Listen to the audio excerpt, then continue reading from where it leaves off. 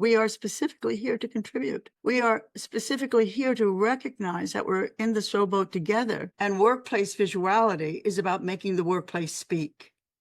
That is coterminous with continuous improvement, but it's much more refined. We have a compulsion to continuously improve, and it has nothing to do with making our boss happy. It is for us, each human, as our art.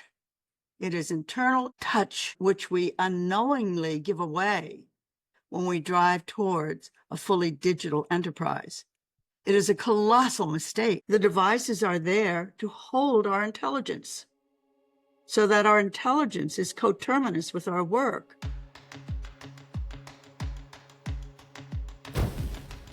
Hi, welcome back to KPI Fireside, a continuous improvement podcast. If this is your first time listening in, welcome. We are so happy to have you join us. Our mission here is simple: to improve companies and improve careers through continuous improvement. We're here to share inspiring and interesting stories from individuals who have embarked on the path of continuous improvement. Through interviews with leaders, innovators, and change makers, we explore the sparks that ignite transformative journeys, both within organizations and in personal and career growth. So whether you're starting out or looking to take your improvement efforts to the next level, this podcast is here to guide, inspire, and empower you. I am your host, Keith Norris, and our guest today is Dr. Gwendolyn Galsworth. Gwendolyn is one of my favorite experts in the world of continuous improvement. Dr. Galsworth is a faculty fellow and lifetime Academy member at the Shingo Institute and author of 7 books, including Work That Makes Sense, Visual Workplace, 2 of which I have right here. Well used, by the way. Gwendolyn now lives in Europe and works with companies all over the world. When she's not on client side or writing new books, she can be found hiking. I love that. I love to be outside myself. And I must be among your biggest fans. If there is a Gwendolyn Galsworth fan club, I need a membership. I'm a huge fan of your work, and it brings me so much joy to have you on our podcast here today and introduce you to our audience. So where are you at today? First of all, thank you, Keith. I am really delighted to be with you and connected with your audience and the kind of people who find what you talk about is important to them too. I am in Ireland. I went to Europe in 22, went to Poland on a consulting assignment to help consultants there learn about my work and do my work. That was very interesting. I left about a year ago, just about a year ago, and I moved to an English-speaking country. I don't speak Polish, and it's interesting the kind of psychological deficit that one can feel when you actually cannot hear and understand just conversations on the bus, easy conversation with the Uber driver, walking down the street, really made a huge difference. And I needed to get back into a context that I understood the kind of the minutia of being alive in a foreign country. So I spent about 6 months in the UK and England, which looks really good to me. But right now I'm in Ireland. I'm doing work in the Netherlands and also in Ireland. And people seem to be very interested in visuality pretty openly and with great curiosity. They are ready to discover things that they don't know. That's awesome. It's a wonderful place.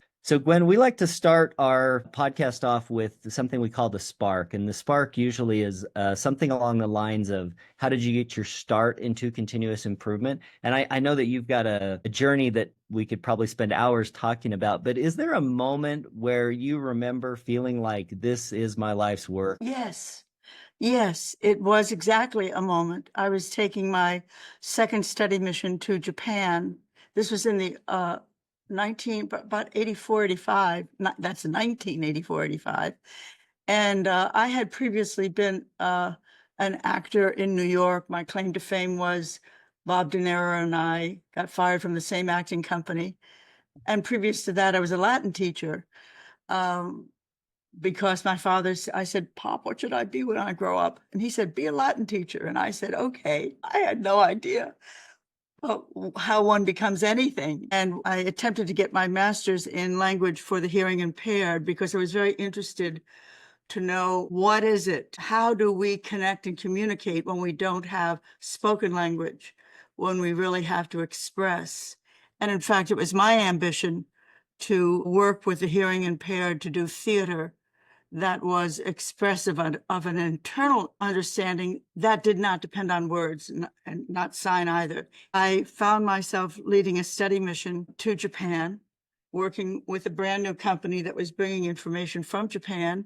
And I was at a final assembly plant in Toyota, leading a study mission and not really having a leader's mind because I was learning so much. And there was an index line in final assembly, the part of the line where the tire is being set onto the final chassis and held down with 5 lug nuts. Operator on this side and operator on the other side. It's an index line, meaning it is not just tack time driven. It's like the line indexes every X number of minutes plus seconds, and you better have your job done. And I'm just watching this, they're doing their work, and the line goes chunk, and the whole thing moves forward. I was watching the operator on my side, and he was using an impact wrench. This is the exact moment where I said, oh my God, no background whatsoever in visuality. The visual workplace did not exist as a form at this time. The operator is doing the 5 lug nuts with his impact wrench. The line indexes, and while the line index, he puts his impact wrench into a bucket of pink powder. I didn't notice it the first or second time. I was just kind of hanging out, but I noticed it the third time and I thought, why is he doing that? Because when he pulled it out, it was covered with pink powder. And I thought, that's very messy of him. I didn't even know how to describe it. And then he did his stuff. And of course, what I saw was that the big question for him, because he knew his job, was, have I done all of them? Or if you want to flip it, which ones have I done? Because the pink powder got on the lug nuts.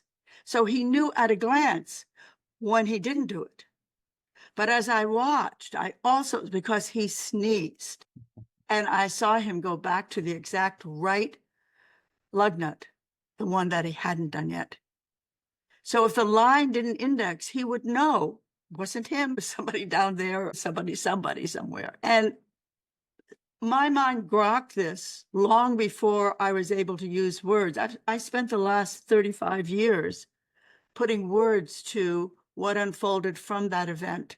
And what unfolded, which I have words for now, I use this particular sequence. I just used it in Holland 2 days ago so that people understand that a visual device is holding information physically that we would otherwise need to hold in our mind, or hold as a reminder, or be checklisted about, or be micromanaged about. But that gentleman and his impact wrench had already forged a partnership that enabled both of them to maximize the job that they'd been given because they were working together, that the informational landscape was populated with that gentleman's need to know on the spot. And the 2 primes that came out of that, which are subtly different. Prime 1 is to tell merely by looking. That's prime 1. And that is the purpose of the visual workplace, to tell merely by looking. Prime 2 is to tell the difference merely by looking. Huge difference in prime 1 and prime 2. And it just got me started. And I fell in love. Every now and again, something happens where there's a connection where you say, my gosh, I have a gift. And it has something to do with that thing, because I've never felt like this before. You fall in love. I've never felt like this before. And I have been endlessly interested in this for more years than I will say on tape. But it's been a very, very long time. I've never fallen out of love. I never got tired. Never got bored. It's my thing. I love that about this discipline. I use this phrase continuous improvement, but there's so many variations, tools in the toolbox. I'm interested to understand how you see that world of OpEx or continuous improvement, maybe like the categories or the language that you might use, because there are so many layers to. Well, in fact, I do not identify with the world of continuous improvement. I don't take that nomenclature as descriptive of my work. The methodologies are yet to be named of continuous improvement. What I see is a strategic intervention that's called visuality, a subset of which is visual management. And workplace visuality is about making the workplace speak. That is coterminous with continuous improvement, but it's much more refined, much more focused, it is measurable in and of itself. I'll use this word taxonomy, right? To like put things into their places and their category. And it is the subject of what is continuous improvement and what is lean. Is it a project? Is it a program? Is it a philosophy? There's so much discussion and debate on social media, for example, as well as just in the discipline. So I am curious about your taxonomy, the language, the words that you use to describe these different things. If I was to ask you, who is your work for, like the stuff that you do, who would you expect to be most interested in this kind of thing? What you were saying before about continuous improvement being all things to all people, but there's no foot it doesn't fit. It's a shoe that fits everyone. We have inside of us, because of brain function, not just the capability of continuous improvement, but the imperative. It has to do with brain function. So we have a compulsion to continuously improve, and it has nothing to do with making our boss happy. We have a compulsion towards excellence, and it has nothing to do with being competitive. It is for us, each human, as our art. It is internal, and we express ourselves in excellence. And the workplace, CEOs and people with resources are responsible for making that natural ability be utilized and even amplified in the workplace. Getting back to who. So my work has a visual expression. It is a language for the eyes. We could also say it is a language for and of the senses, because in fact, we are visual beings, but the big picture is sensory beings. We draw information and energy and connection through all of our senses. If we are sight deficient, the other senses take over. Helen Keller is the premier example of that. She was the author of 17 books. She couldn't see. She couldn't speak. She could barely hear. What did she have left? She had taste. She had smell. She had touch. Touch, which we unknowingly give away when we drive towards a fully digital enterprise. It is a colossal mistake. If we are sensory beings and we deprive the workplace and the thinker of touch, we take away a major resource of information. So the visual workplace, broadly put, is an informational intervention. Work is a landscape of information. It is a landscape of layers of information, but most of the time you have to dig for it. It is not a workplace that speaks, that offers the information when and as you need it so you can pull it to you. But visuality is a pull system. The devices are there to hold our intelligence so that our intelligence is coterminous with our work, and we can be smart with the pull of a solution that we have pre-designed in the workplace itself, whether that's an office, that's a biomedical lab or process, hardcore manufacturing, hot rolling steel mills, which are just amazing. Any place where work is done, any place, hospitals, of course. The immediate receiver or connector to my approach, my discoveries on visuality is I. But funnily, not this I, but this I, the person. I call it I-driven. I-driven from the sense of I have a need to know. What do I need to know right now that I don't know in order to do my work? What do I need to know? That's one of the two driving questions. What do I need to know that I don't know right now in order to do my work? I notice what I do instead of my work. And in my system, that's called motion, moving without working. And it has many discrete forms. One of the easiest ways to really understand what motion is to understand that questions are a form of motion. Repetitive questions, or questions that are simply trying to remember. Can you help me remember? I don't exactly know how to do this. We'll ask our buddy, we'll ask our operator. I mean, yes, our buddy, or we'll ask our supervisor, but sometimes we don't ask at all because we figure there's some kind of a deficiency in us that I've been here for 17 years and why am I asking this question again? But by the same token, that need to know is, why am I asking you again for an answer when I already know that you know it? Why the heck don't you share it with me?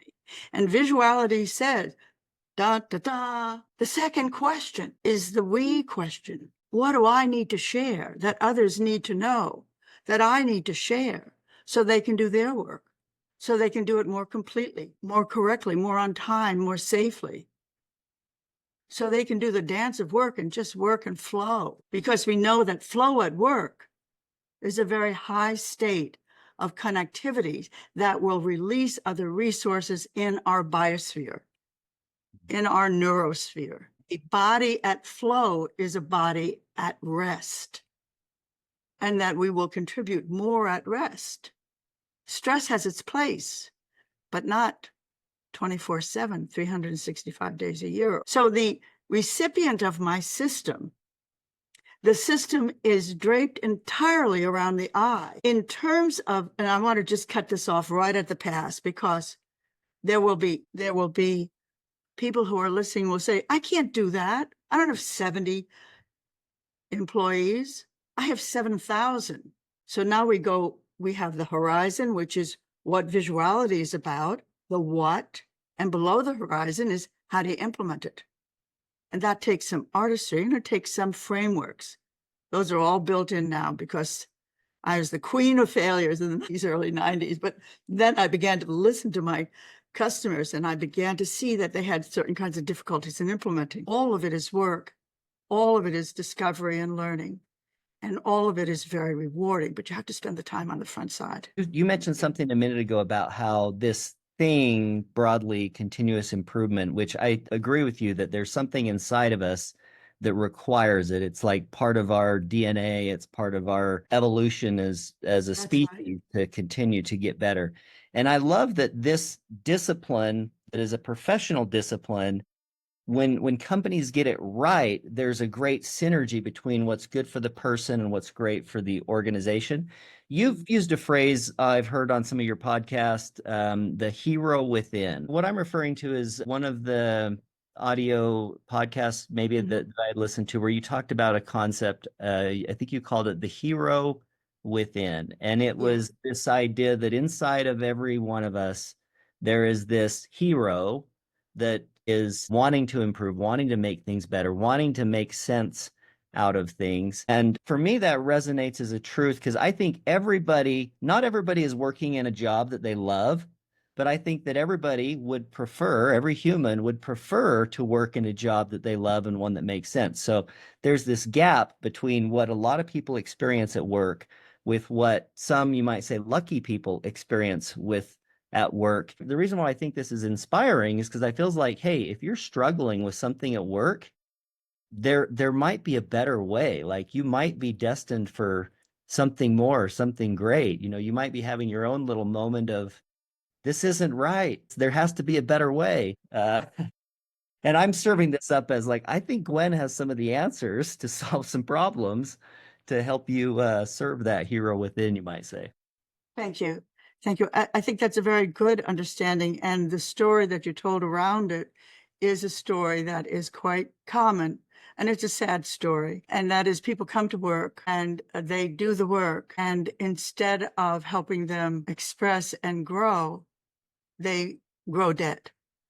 And sometimes the only excitement, sort of like taking a pencil and sticking it in your eye just to feel alive, is that they'll begin to fight, or they begin to be grumpy, or they begin to find fault. Because I believe what you believe, which is that we are given life as a gift. And to get to the gift, you got to unwrap it and get it out of the box and see what it is. And that's called our journey. You have to see what your life is. They used to talk about it as a small voice. You listen to the very small voice that says, yes,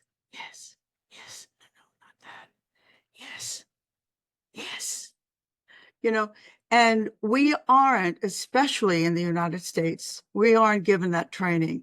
I have a friend who went crazy the other day. He was saying how much he loves to meditate. Well, good, I'm glad. I do too. He said, why don't we teach this in kindergarten? Just ask the kids to be quiet for a minute and just listen. Just get used to some stillness within them. And I thought, oh, go, guy, go. He's a very, very experienced pilot on Delta, really just a superb human being. And he has had such a connection with this that he wants to spread the word. We are specifically here to contribute.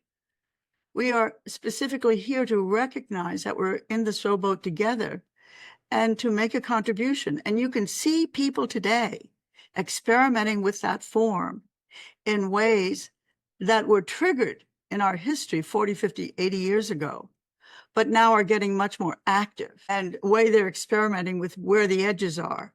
We have to recognize that we're trying to figure it out because enough of us has had the experience of feeling that connection, of feeling the hero within, feeling that resource to not want to give it up anymore, to not be an unheard voice, to not be a robot. This is something else that came up in Holland. People were talking about, we don't want to be a robot. And I thought, oh boy, no one said you should be. What happened? What happened? What's going on here? So it's very current. But when I wrote that, a great teacher of mine had read the first page of the Charles Dickens book, David Copperfield. And in that first page, David is walking along the beach. He's young. He's like 17, 18. And he's thinking about his life. And the third sentence in this fat book says, will I be the hero of my own life? You can take that and say, that's a call to action for every CEO, every CI manager, every marketer of our company. Do we help people be heroes?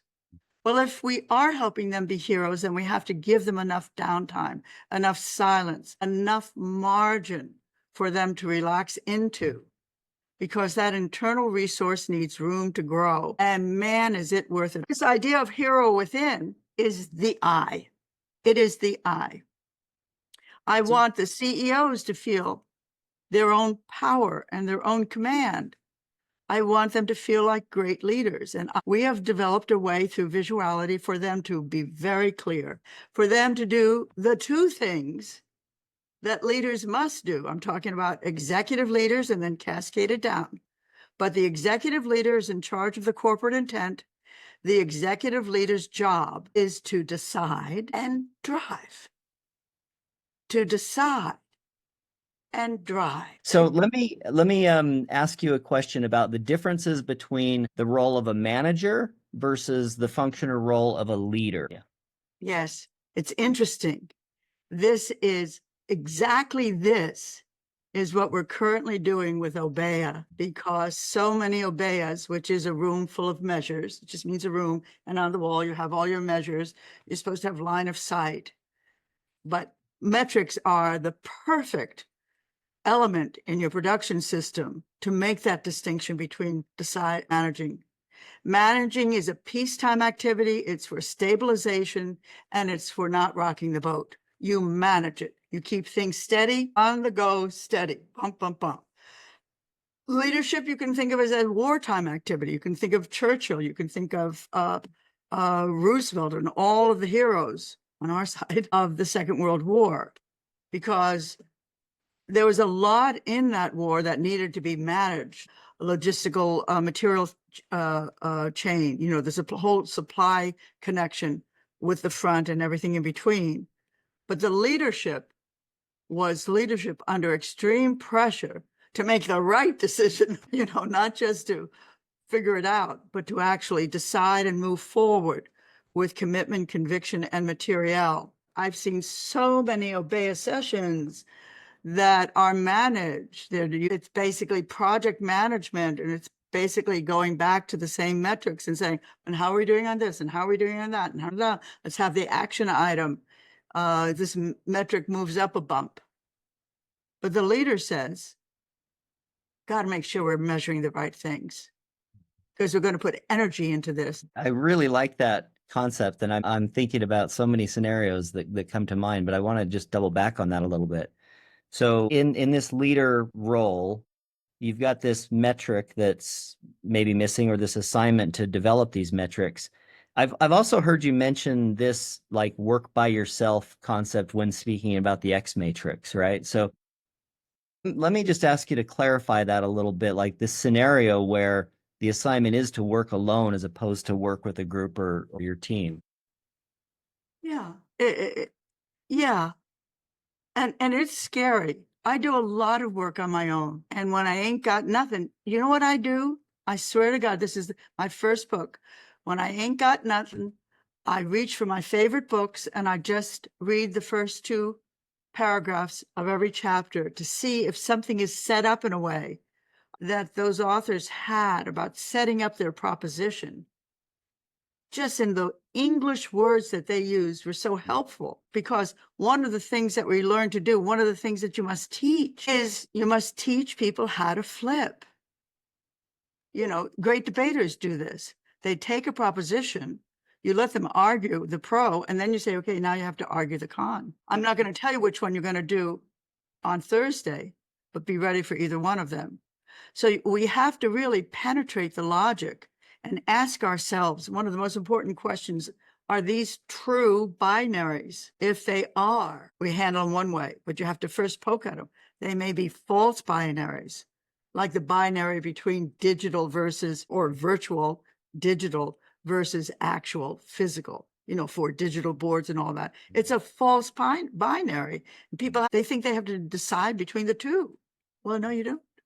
So that whole area of critical thinking is part of what you as a consultant and I as a consultant, we are required to teach the people who entrust their company's future for a year or the first quarter or whatever to us, to test them to see if they are thinking widely enough and also with great precision. Drill down on that. You said, I think the phrase you used was teach them to flip. And I think you were talking about that in terms of, was it like debating the other side of a decision? Yes, flip the thinking. And we do that a few ways. This is part of our below the horizon in order to build people's strength. It might be a more mature, it might be on the leadership level, but I've used this with operators many, many times, but not until they start feeling their own strength. And you know that an operator is feeling his or her own strength when they get very mean to you and they push back and you say, oh, I want to thank you very much. So the flipping, so one of the things that you can do, you do this with your clients and you'll see it work. They'll say something and you may even say, bingo, I've been waiting for that. All right, John, I want you to tell me what the opposite of that is. What do you mean? I told you there'd be a day when I wouldn't give you everything you needed. So I'm just going to say, I want the opposite of that. And if hopefully there'll be someone else in the room other than you, and you can say, speak to Roy about it. What's the opposite? So I'm sorry, this is really microcosm of what has to happen for critical thinking.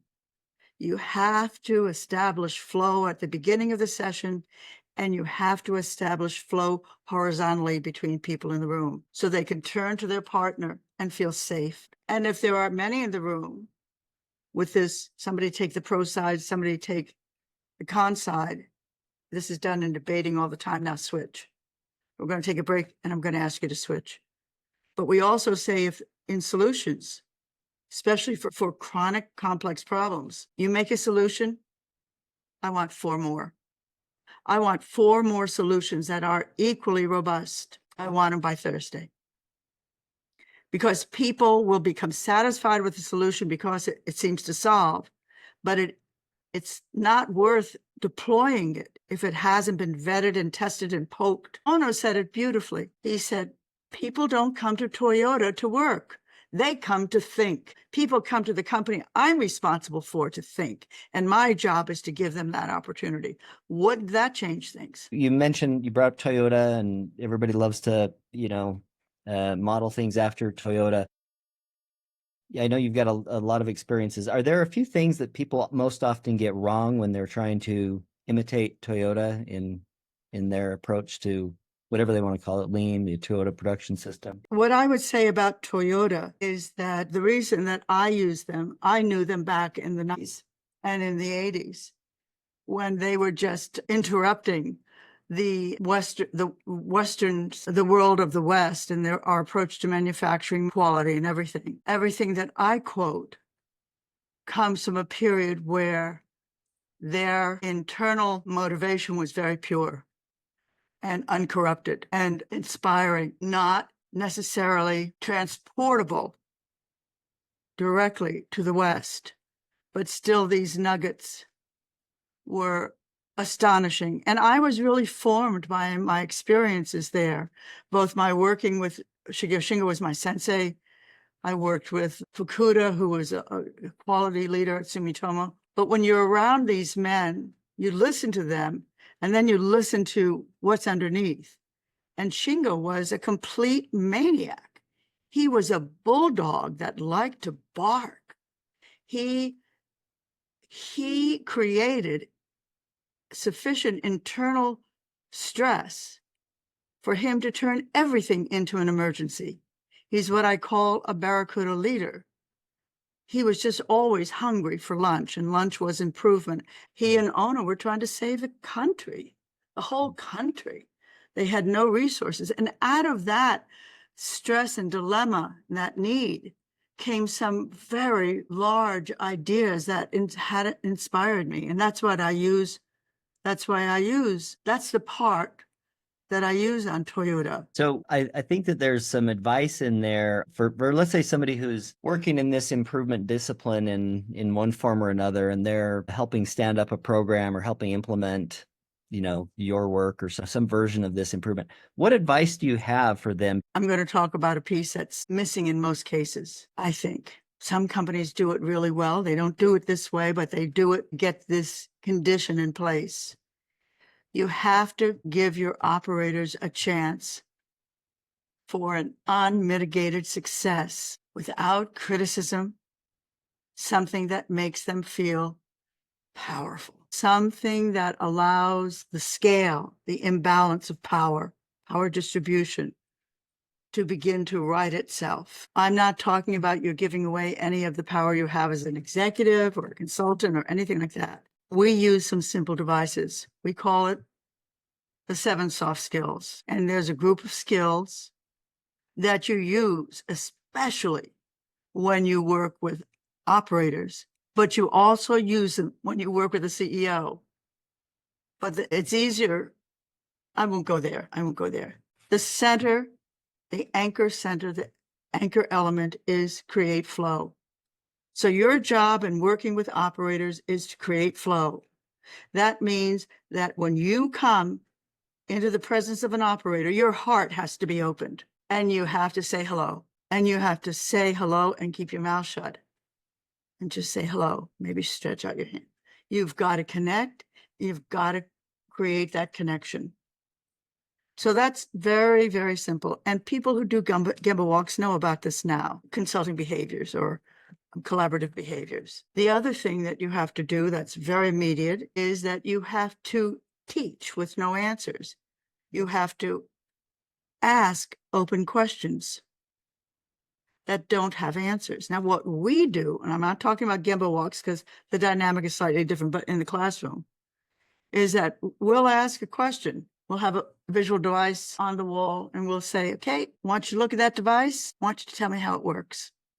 Like the pink powder. That's exactly what I did on Wednesday. And they were all senior directors and whatever, but they were like, oh, what do you mean? Well, you'll figure it out.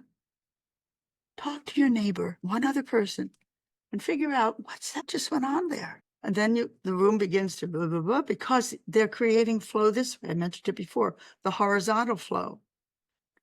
For operators, many times, the operator is finding their voice for the first time. They're putting sentences together for the first time. They're being an adult for the first time. They're thinking for the first time this day, they're warming up. They're trying things out. They're learning from their person sitting next to them. They've got something to say. First few times you do that, that means first session, second session, you'll have to say, okay, I need to hear from someone. I'm going to call on someone. Your name begins with a B. I'm about to call on you. There are 5 Bs in this room. Are you ready? Bob, come on, Bob. I was listening to you. You already said it. Tell us. And then that person, and then you just charm people. You don't put them on the spot. You welcome them. You listen. I'm talking about charm. You love them, and you have to find that. Your heart has to be opened. We know when someone's heart is open the moment we are moving towards them. And if your heart isn't open, you got to learn how to do that. Okay, so that's your job. So teaching without answers gives your operators a chance to find their own power. It's there, but they kind of lost track of it. So I just want to give that as a very simple, those are the 2 first steps. They have to do with your behavior and your ability to break that wall. You are absolutely, we say this to trainers and consultants, you are 100% responsible for the flow of the session. And if there is no flow, take a break, pull yourself together and find it. But you cannot proceed without flow. You need to figure out what that means. They get a chance to watch us on our feet so they can feel the flow. It becomes something that we actually talk about, the field and the flow, because there's no learning without it. There's no discovery. There's no connection. So do you see, we never talked about these things 20 years ago.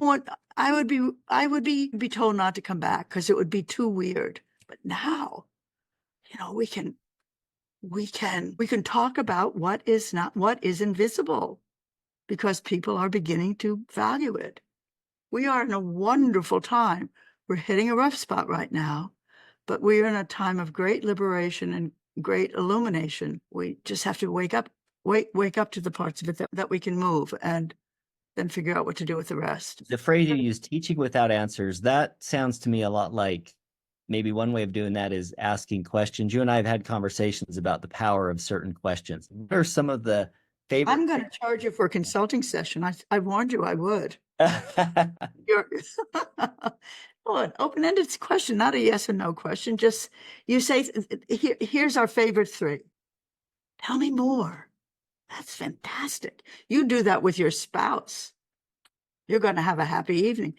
Tell me more, honey. And you look at them and your heart is open. Or you can say, now, why do you suppose that happened? And then when you get braver, you say, wow, Marianne, can you flip that?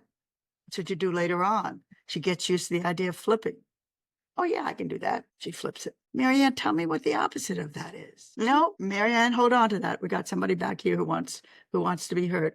Okay, Harry, you're going to tell Marianne what the opposite of that is? And he says, blah, blah, blah. And Marianne says, it's not it. This is it.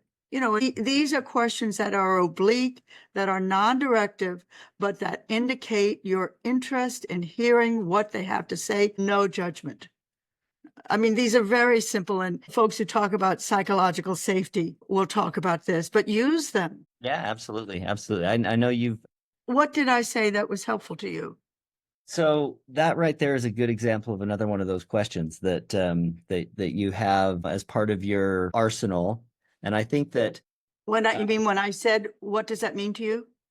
well, yeah, just a reflection, right? It was a reflective, like, was there some learning that happened there? And again, I think that, at least some of the people that listen to our podcast here are people who are charged with not just doing improvements on their own, but helping facilitate. So they find themselves in a coaching, mentoring type role a lot of times, trying to bring people along. And so, asking the right questions, and you've got some real zingers in terms of questions. What do I need to know? What do I need to share? And what is missing, and some of those things that I think are just, brilliant and on my list of questions to have ready as well. Well, Gwendolyn, there's so much. I love chatting with you. There's so much fun stuff that we could get into. For somebody who wants to follow up and learn more about this stuff, what's the best place for them to find you or to find more of your information? Yes, thank you. So I'm going to say that my work is to help companies make visual transformations. That usually begins with the shop floor, but if they're good there, then we move to supervisors or leadership. So that's our active practice. But because we feel so wealthy in the richness of our own discoveries, we have a website that currently has 50 podcasts, but will soon have about another 200. A radio show that I did. They're very interesting, and you've been listening to them for years. And they're educational. They are the methodologies. They are the methodologies that we have not spoken of today, but we've touched upon. There are also lots of videos. We have a YouTube channel that's called, I believe it's called Gwendolyn Galsworth. We have 150 articles. We have my books, Visual Thinking and The Yellow Book, Work That Makes Sense. And then the other 3 books that I haven't written yet. But there's also another 4 books. How can we access those books that you haven't? Yeah, so you'll find them on the website, and they're also available on Amazon. If you do buy on Amazon or anywhere you buy, please put up a review so that people are encouraged to learn more because you learn more. So, Gwendolyn, there's so much that we could have spoken about today. I would love to have you come back, and I'm certain that there's some questions that I should have asked you that we didn't get a chance to get to, but maybe we could give the listeners a reason to come back and listen to our next episode. What are some of the things that I should have asked you that we didn't have time to get to today? What a great question. I actually was thinking about this, so I do have a kind of ready answer. I think one of the things we have to make very clear is the difference between visual management, which is misnamed if it represents all of visuality. Visual management is 10%. And to talk about that versus visual performance. I think that's really important, that visual management has a place, but it isn't everything. And if you think that it is, you're missing 90% of what visuality can produce. I think that we could certainly talk about visual quality, including visual standards. We could talk about the infrastructure, the improvement infrastructure that a company needs if they want to keep going, whether it's with visuality or continuous improvement. But there needs to be certain tools and norms in place. And I'm very clear about that. That would be a show all by itself. There are 7 of those. We could talk about case studies. Thank you so much for joining us and sharing your We had a good time, didn't we? wealth of knowledge. There's an Isaac Newton quote that is, "If I've seen further, it's by standing on the shoulders of giants." And for me, you're definitely one of those proverbial giants. And I love to hear the stories of some of the giants whose shoulders you stand on to come up with this wisdom. And so I really appreciate you joining us. I would love to have you come back and do another session. So much. I'll say yes. It's a pleasure as well. Wonderful. Okay. This episode is brought to you by KPI Fire. KPI Fire is continuous improvement software. KPI Fire helps you align strategy, drive execution, and engage your people, all in one powerful software platform. So whether you're leading a team or transforming an entire organization, KPI Fire is your partner in achieving breakthrough results. You can learn more at KPI Fire. That concludes this episode of KPI Fireside, a continuous improvement podcast. If you enjoyed today's episode, be sure to follow us on the socials and share the podcast with friends or colleagues who are as passionate about continuous improvement as you are. You can find us wherever you get your podcasts, and until next time, keep driving progress and sparking change.